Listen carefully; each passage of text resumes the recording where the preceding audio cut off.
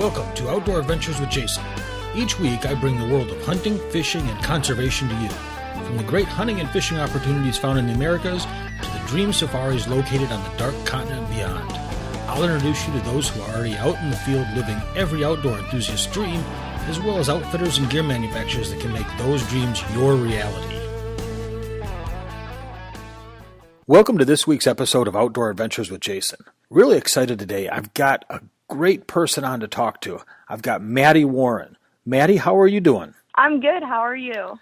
Fantastic. Matti, tell me a little bit about yourself. I am a junior in college. I go to Texas A&amp, and I'm not quite sure what I want to do with my life, but I think I would like to have a hunting show someday. Well, fantastic. And how might people recognize your last name? Well, my dad is Keith Warren, and if y'all don't know who he is, he's had a hunting show for a while, like 30 years. He started out doing a fishing show, then moved on to a hunting show, and now we also have a show called Deer and Wildlife Stories where he goes to different deer farms and kind of talks about what deer breeding is all about and showcases different places. So you've really grown up in the hunting industry then, literally right in it. Oh, yeah.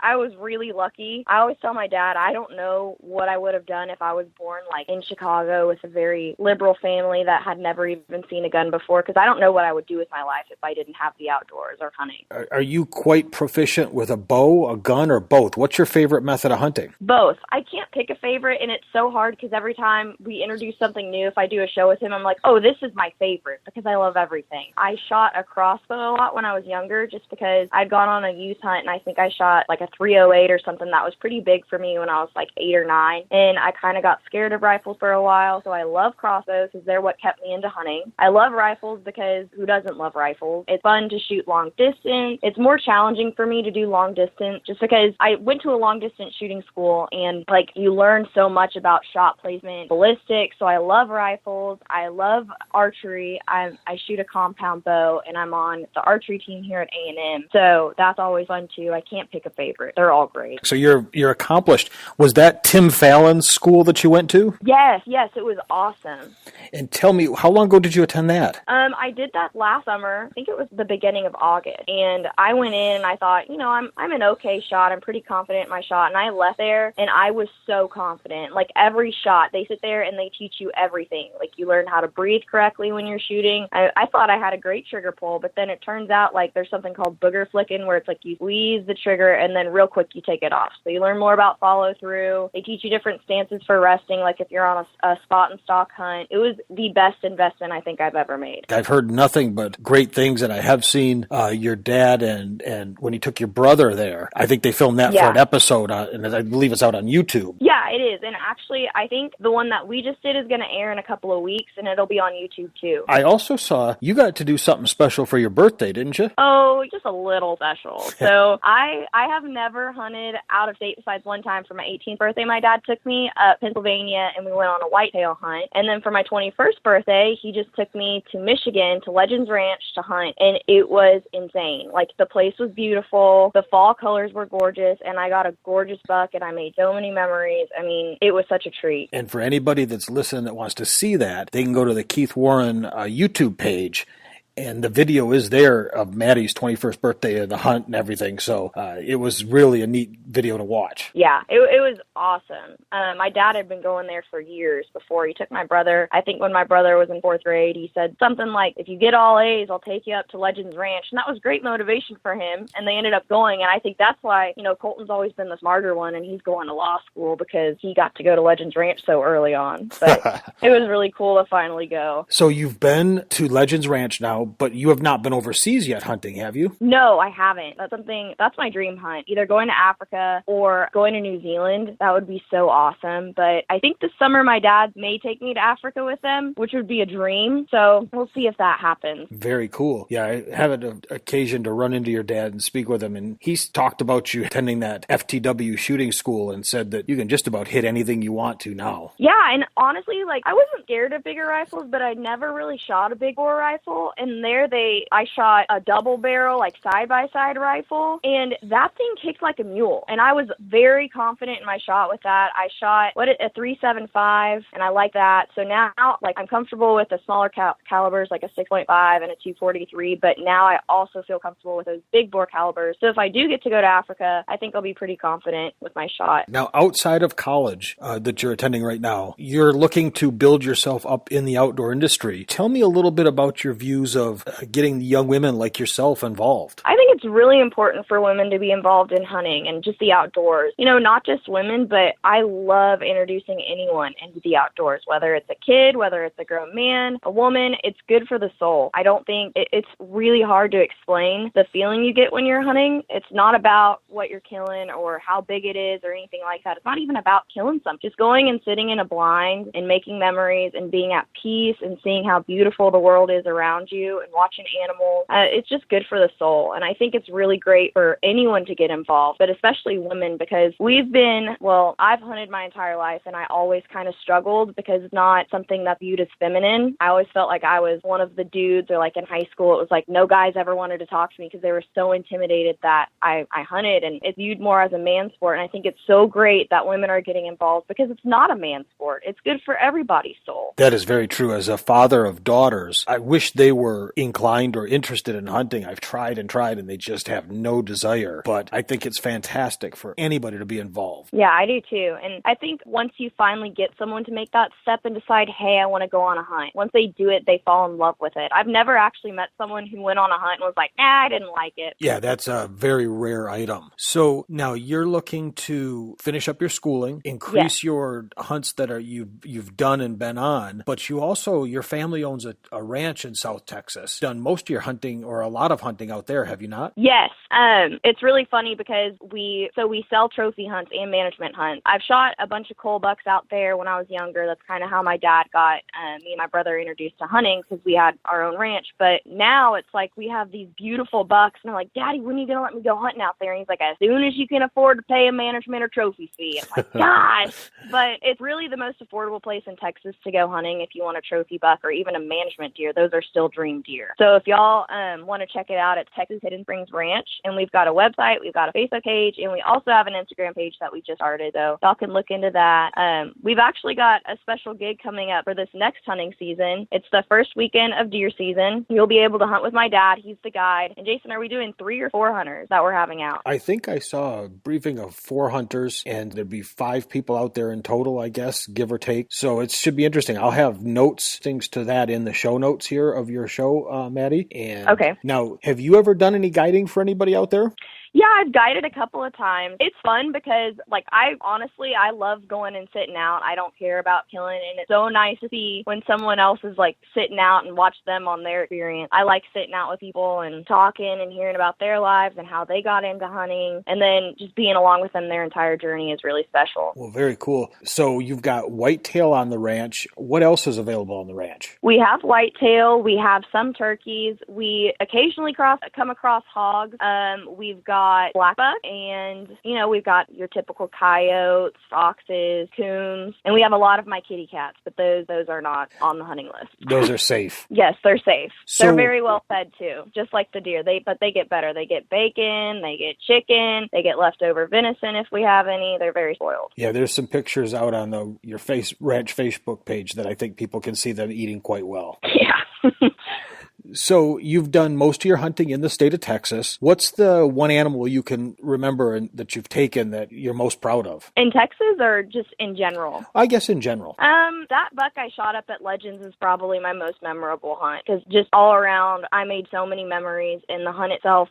So they had been looking for this specific buck that they wanted me to hunt, and they had not seen it for a week and a half, and they didn't have any pictures of it on game camera, so they thought like maybe a coyote got it or something happened. And the first day we were sitting out, we saw a bunch of deer, not anything for me though, and all of a sudden this buck walks out, and he was so spooked. We didn't think he was actually going to come out. He was right on the edge of the brush, and he walked out, and I got a perfect shot, and I think that has to be the thing I'm most proud of for sure. What did you use to take the buck? I harvested that animal with a 6.5 Creedmoor by Legendary Arms Work, and I really like the 6.5 Creedmoor. That's what I shot when I went to the long distance shooting school, and I'd never harvested an animal with it, but I definitely definitely was impressed with the caliber for hunting whenever I took that buck. I've heard nothing but good things about that caliber and the shooting ability with it. So that's neat to hear that you've really enjoyed using it. Yeah, because so it doesn't kick at all. That's what's great about it, because you can have good follow through, especially shooting at distance. I was just kind of worried that it wouldn't be a big enough caliber to take down a big buck like that, and it did fine. Like, the buck ran maybe 20 yards. It was a clean shot. It was just perfect. I love that caliber now.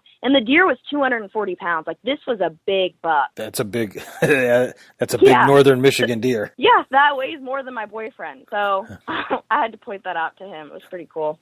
Yeah, definitely different than the deer we get down here. Yeah.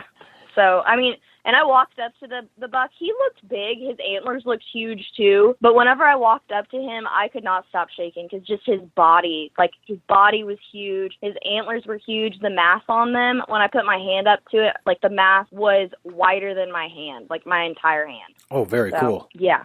Well, we look at the hunts that you've done. Have you done much exotic hunting in Texas? I haven't done a lot of exotic hunting. I've shot a couple of Dall sheep or Corsicans. I've done a lot of hog hunting, though, and those are really fun hunts, because those are great for introducing people to hunting. They're great for night vision hunting, which is always a blast. If none of y'all have done it before, you need to try. I've done a couple of black buck doe hunts. I did one with my bow about 2 years ago, and that was my first harvest with my new bow, and it was awesome. They're a neat animal. Yeah, they're really neat, and they're actually really tasty. That's what I was thinking. A lot of people don't think black buck is that great just because they're so lean. But me and my dad butchered it up ourselves, and I've been eating it like with taco meat and stuff up here in College Station, and my roommates and I love it. Yeah, I thought it was the buck I shot, and he was an old gnarly buck, and I still thought it was good. So I think they're a tasty animal. Yeah, the thing is, though, you just can't overcook it. So, like, it's very good rare, and you have to season it right. Very true. So you like to do hog hunting, and yes. Has a lot of that come off of your family ranch, or is that kind of all over the state? Not much of the hog hunting's done at our place. We go all over, though. We have a place in Houston we go a lot, Hog Wild Adventures. They are covered in hogs. I remember we were sitting at the house over there, and I was like, geez, are those cows? Like, looking off in the field, and he was like, nope, those are hogs. Like, oh my gosh. And then we do a lot of stuff around our ranch. I don't know why. We did not get blessed with a lot of hogs. My dad likes that because they tear the place up, but I'd like to have some hogs out there because that would be fun for us. Yeah, it'd be the one thing he'd let you shoot that doesn't have a big trophy. Yes, exactly. With that ranch, you guys have the white-tailed deer out there, and then you're involved in helping out with the herd management. Are you learning a lot that way? Yeah, so my dad manages the place. We don't have a biologist or anything out there, and I learn a lot from that, just about keeping the herd with good numbers and making sure that there's different deer at every age level, and I learn a lot by helping him out there. Without a biologist out there, you get to help work around and see how the herd is managed and keep all the ages going. That's really cool. Yeah, it's awesome. We have a lot of Reconyx cameras out there so we can watch the deer, and we're out there every day pretty much whenever I'm home from school, and it's just awesome seeing all of the deer and, running the fence lines, driving around, making sure they're all okay, that they got food and stuff. It's a lot of responsibility to take care of a ranch. Oh, I imagine keeping all the feeders fed and ready for whenever you have somebody coming out. It's neat that you've been able to do guiding and also get your own hunting done. And that's neat to be able to see both sides of the operation. Yes, for sure. I think I like guiding a lot just because you get to have the experience of the hunt and you get to see someone else fulfill their journey by harvesting an animal, and you hear their stories, you hear how they got involved in hunting, and you build new relationships. And it's also really cool to be out there and you see the deer that are growing up. They're your deer, and you really take ownership in the ranch and the deer that are on the property when you work as hard as we do out there. Neat. So are you looking at, you're at A&M, are you doing biology classes, or are you business, or are you majoring in something that will help increase your career? Well, Well, right now I am a political science major. I thought for a while that I wanted to be a lobbyist or go into legislative work of some kind. So I did political science. It's kind of late to switch my major, and I like political science. I just don't think that's what I want to do with my life. So I do take some biology classes on the side and try to take business classes, but it's hard because the Mays Business School here is really hard to get into, and if you're not a business major, you can't take most of the classes. Yeah, they restrict a lot of the upper level fun classes, don't they? Yeah, they do for sure. And then they have so many students here that you can't even register for classes. You have to force request into everything. I think we have like 66,000 students or something. It's insane. It's a big campus. Yeah, it's huge. Well, so you've got some potential hunts going on this summer. You're always, I'm assuming, going to do predator control out at the ranch, so that's not an issue. We love to predator call out there, and we don't like having coyotes. They get to the deer, and they get to the baby deer, and they get to my cats, so we do a lot of predator control out there. Very cool. Well, as you look and go forward, are you planning on attending any of the shows that go on around, or do they, like the Dallas Safari Club show and some of these bigger shows, or do they? I know they fall a lot of times when you're either heading back to or in school time, so it makes it a little difficult. That is the worst part. I'd love to go to them all, but I've got class. Coming up, I am going to NADEFA, North American Deer Farmers Association. I think it's in Dallas, so I'll be there. I'm also going to the NRA convention, which I'm not sure where it is this year. I think it's in Atlanta, or maybe that's where it was last year. I'm not sure, but I will be there. And then I think there's one more coming up. I'll be at Texas Deer Association convention during the summer. And then, yeah, I think that's it for now. But I missed all of the Dallas Safari Club and SHOT Show and all those because it was right when school started back up. Yeah, do you hit any of the Texas Trophy Hunter shows? No, I haven't gone to the Texas Trophy Hunter shows, but I really would like to. Well, yeah, there's a couple. I think the San Antonio one takes place in usually early August because I know it's god-awful hot. So might be a good one to head to. I think it's at the same time as the Texas Deer Association because last year I remember they were the same weekend, and that's why I didn't go to Texas Trophy Hunters because I was at TDA. Oh, okay. Well, that's very neat. Yeah. So you're really getting a good exposure to the hunting industry and should make it fun. Is there any goals you have as far as a specific, I know you said Africa or New Zealand is a favorite, but is there some specific goal that you want to tackle? I don't have a specific goal, but I think it would be really interesting for to make shows on whatever hunts I do coming up because I've hunted a lot, but I've only really done stuff in Texas. I've done a lot of whitetail hunting. I've done a couple of exotic hunts and a lot of hogs, javelinas. But I've never done bear hunting. I've never gone on an elk hunt. I've never shot even a fallow deer. I've not done a lot of those type of hunts. So I think it'd be really cool to see the evolution of my hunting experiences and record those and do shows on them. I think that'd be a blast. Sure. Now, you were recorded when you were up at Legends Ranch with your dad. What's that like hunting with a camera person? Most people don't realize that you forget that there's actually people behind the camera recording it. How is that whole dynamic when you have extra people out there? So I'm used to it because that's how we've hunted since I was little. Since that's my dad's job, whenever we do go hunting, we do have a camera there and the camera guy. And up at Legends, Bowen, he's our camera guy. He is one of my best friends. So it's an awesome experience, but it is harder. The hunt's always harder because if you don't have it on camera, then you can't harvest the animal. And it's really hard to make something look good for a show and have all of the right shots, make sure the audio's working. When you get to the blind and there's not a chair for the cameraman, well, it's like, oh, shoot, let's run back to the lodge and grab a seat or grab a chair or whatever. You always run into those kind of obstacles because you have another person or another two people with you. Yeah, because you could have a field producer and a cameraman, could you not? Yes, you definitely could. Now, Bowen, he's our cameraman mostly, and he is our field producer too, so that's nice. He does, and then he also edits the shows. So it's cool that he does the camera work because he sees, he has that eye for what he'll want in the future whenever he's editing the shows. For somebody that's not familiar, you're in front of the camera, you're the hunter, you've got the camera person / producer next to you, and maybe your dad, who, to me, that would be, forget the camera person. I'd be unnerved by having your dad sitting next to me because now I gotta keep up with him. And then, It's hard to keep up with him because he's been doing this for years. I mean, like he'll talk about when he goes on elk hunt and he's walking up mountains and they're walking miles a day trying to stock up on an elk for a bow hunt. And he's totally fine. He's walking, he's not huffing and puffing or anything. And the cameraman, who is 20 years old, in shape, works out every day, is struggling because you can't keep up with him. He goes. Right. So then you get to come and watch at the family business, so to speak, that you get to see that raw footage. You then get to see it edited and then turned into a final product. So I can imagine how that hunting bug would catch on with you.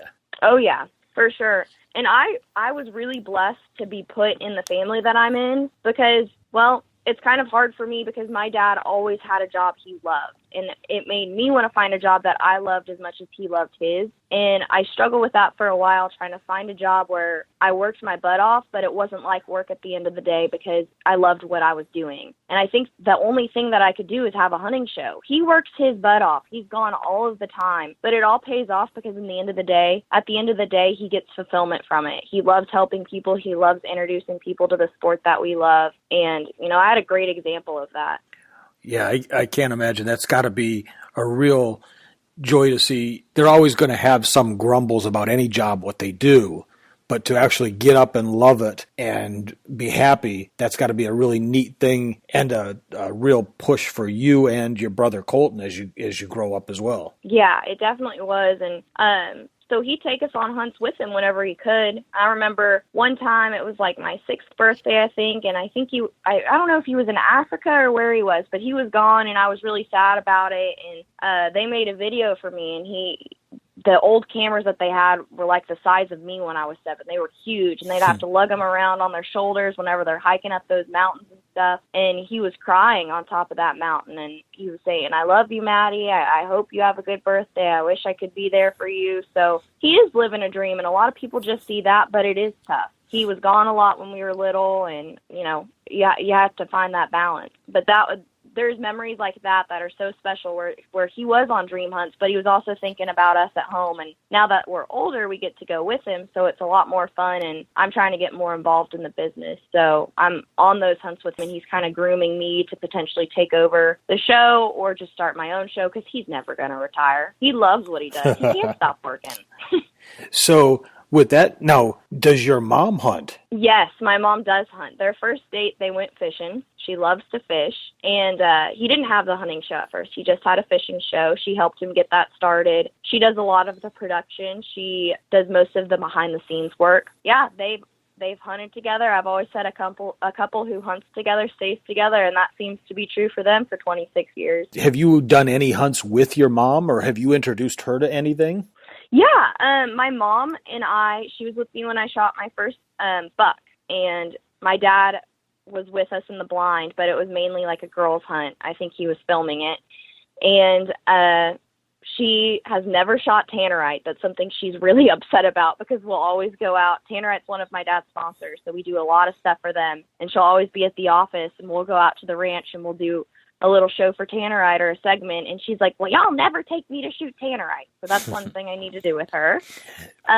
She went to New Zealand with my dad when I was in 8th grade, and I wanted to be there really bad because that's my dream hunt. But she's lucky. She just, I don't know, it's crazy. Well, like thinking where they came from, my dad and her were so broke, and they started the business, and they've come so far together. And I wish that she got to do more hunts with him on camera. And Maddie, so for folks that are listening that don't know what Tannerite is, just give a real quick description of what that is and why it's so fun to shoot. Well, it's a binary reactive target. So it's got 2 different aspects of the target. You've got a powder and you've got these little white beads. And you mix the powder with the little white beads, you close up the little container, and then you go put it at 100 yards and you shoot it. And it has to be with a high caliber rifle bullet. You can't shoot it. You can't put it in a fire. You can't hit it with a pistol target. It will not go off unless you're shooting it with a high caliber rifle bullet. And then it goes boom. It's awesome. Just look it up on our YouTube channel, Keith Warren, and you'll see how fun it is. You'll have to get some. Yeah, it's always looked fun. So anybody that shoots Have you ever shot it? I never have. Oh, my gosh. You have to come out and we'll shoot it together. It is a blast. Sounds good. I'd love to. That's literally. Yeah, exactly. It's always looked like a lot of fun to pop that stuff off. I see the people shooting it. So And like you said, it's pretty safe, and that if you don't shoot it with a high caliber rifle, it's not going to go boom. No, it won't. Dan Tanner, he is the owner, and he created it. He said one time, some of the government officials were out there, and he was trying to explain to them and show them the product, how safe it is.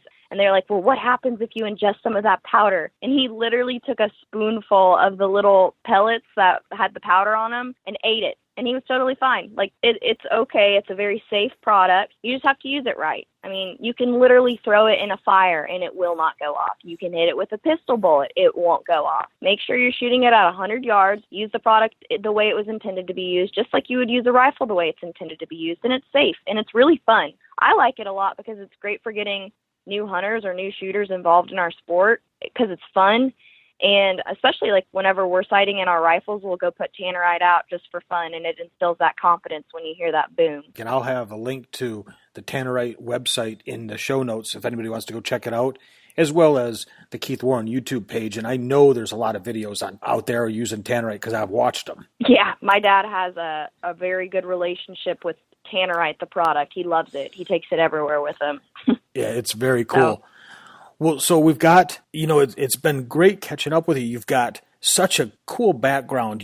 Everybody always says, oh, I want to be a professional hunter. I want to be a professional hunter. But you've actually lived that life. Just 99% of it was behind the camera watching your dad.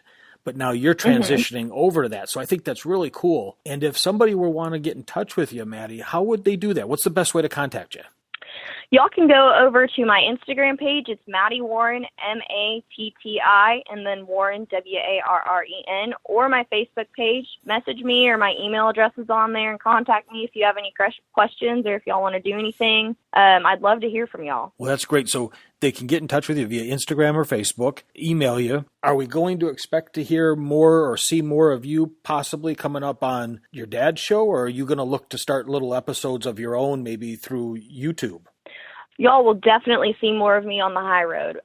We've got a lot of fun stuff planned for this summer, and hopefully we'll get that stuff out for this next season of the high road. Awesome. And there's a possibility of, if anybody ever wanted to set up a hunt at the Hidden Springs Ranch, they would possibly see you there, or you could even guide for them if that was yes. A newer hunter, a woman, anybody wanted to come in and have you as a guide, that wouldn't be a problem to request? No, not at all. And I'm usually out there anyway. So even if y'all don't want me to guide, you're probably going to have to deal with me at the lodge, and I might eat dinner with you. Well, that's great. Well, Matti, I can't thank you enough for your time. I know you're up at school, so I appreciate you breaking away from your studies. We won't tell your dad that you weren't studying. And anybody that wants to contact you, I'll have the contact information in here. I wish you luck, and then we'll talk in the future going forward. I want to hear about potentially 6 months to a year from now how you're doing with Africa or possibilities, or New Zealand, or just how your deer season is setting to shape up. Yes, that would be awesome, and thank you so much. I had a blast. Fantastic. It was my pleasure. You have a great afternoon. Okay, you too.